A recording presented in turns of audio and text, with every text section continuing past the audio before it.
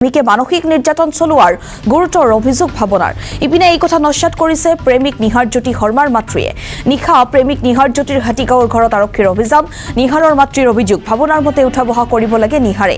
নিহাৰে এই কথা অমান্তি হোৱাত দুয়োৰে মাজত প্ৰায় সংঘাত হোৱাৰ কথা উল্লেখ কৰে।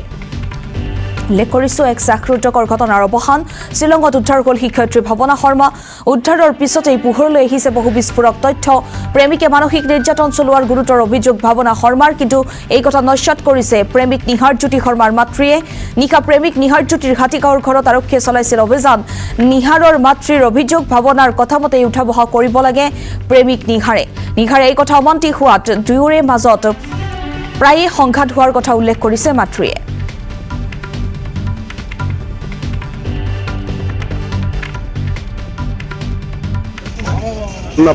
মাকক মেছেজ কৰিলে নেকি মাকক মেছেজ কৰিলে যে আমি ডেঞ্জাৰ বুলি, তাৰপিছত সেইখিনিয়ে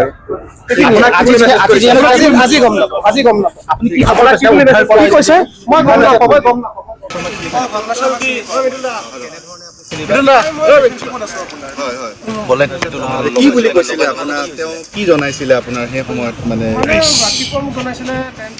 ৰাতিপুৱা মোক জনাইছিলে 10:39 এনেকুৱাকৈ 22 পঞ্চলত গৈ আছে। হয় হয় হয়।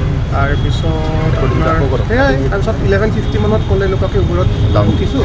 তাৰপিছত মই গম নাপাওঁ। তাৰপিছত মাকক মেছেজ কৰিলে নেকি, মাকক মেছেজ কৰিলে যে আমি ডেঞ্জাৰ বুলি, সেইখিনিয়ে নাপাওঁ। তাৰপিছত মাকক মেছেজ কৰিলে নেকি